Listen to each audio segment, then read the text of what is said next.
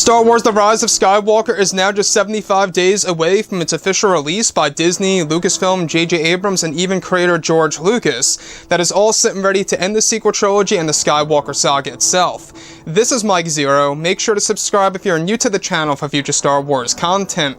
Now, what's really exciting about Episode 9 is that we do know that this film is, of course, going to use the Force in different ways than ever before that fans would have never expected to see on the big screen, and that J.J. Abrams plans to really reshape the franchise by using the Force in ways that's really going to evolve the characters of Rey and Kylo Ren in this story from start to finish of the plot of this film.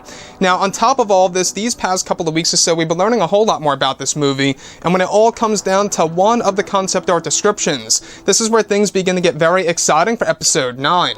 Now, specifically, what's really intriguing about all of this is that shot descriptions consisting of a sequence where it's explained that both Rey and Kylo Ren are said to be holding hands in a strange environment where they are said to be shrouded in darkness. It's described that they are said to be in a flow walking session where they are seeing elements of the past, where Kylo Ren is described to eventually see a vision of moments from Episode 1, The Phantom Menace, of the battle between both Obi-Wan Kenobi and Darth Maul, where it's described that Rey and Kylo Ren appear to be overwhelmed by what they are seeing before their very own eyes.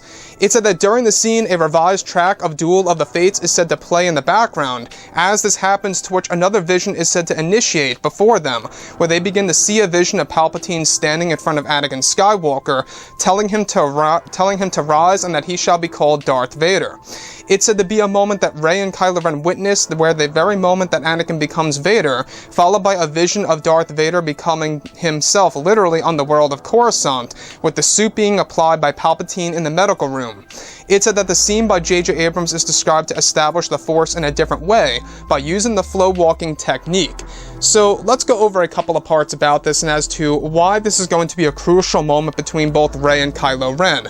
Now, we do know that Episode 9 is, of course, going to be a film that's going to use the Force in different ways than ever before, and that's a very exciting thing about this movie. Now, I want to go over flow walking. Now, flow walking, by the way, is a thing that was already established in Star Wars Legends that is now going to be used in, of course, the current canon material that falls under Disney between both Rey and Kylo Ren. Now, this is all said to originate from the Force Bond sequence that's going to evolve into flow walking.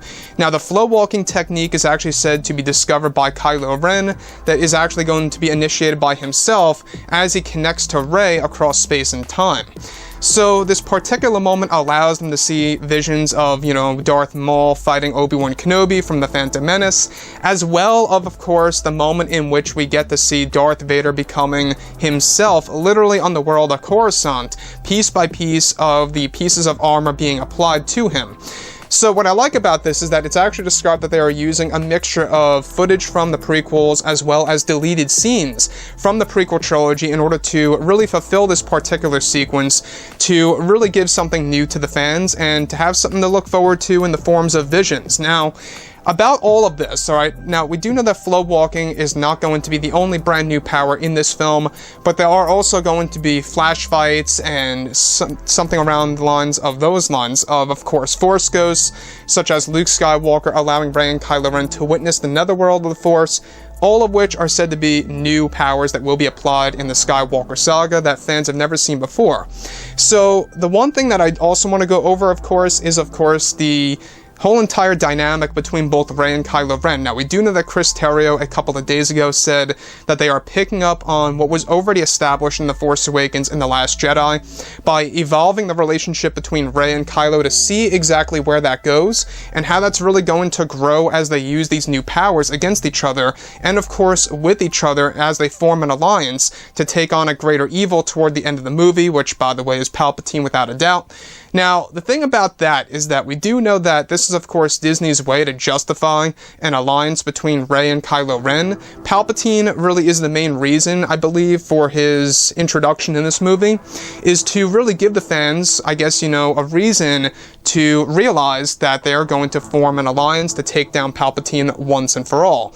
So, the other piece that I also want to go over here is, of course, that this is said to be an environment that mimics that of the Worlds Between Worlds. Now, that's an episode from Star Wars Rebels. It's a big deal. You know, basically was time travel introduced by Dave Filoni.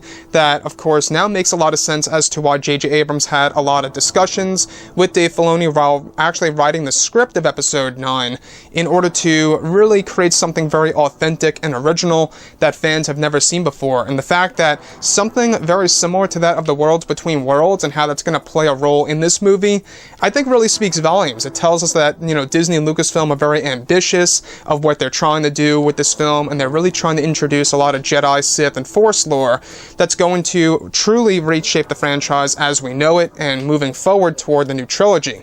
So anyways, guys, drop a comment below. Let me know what you think about all this below in the comments, and if you guys did enjoy the content for today, do make sure to drop a thumbs up on this video to support the channel. I thank you all so very much for the kind support, and I'll catch you guys next time.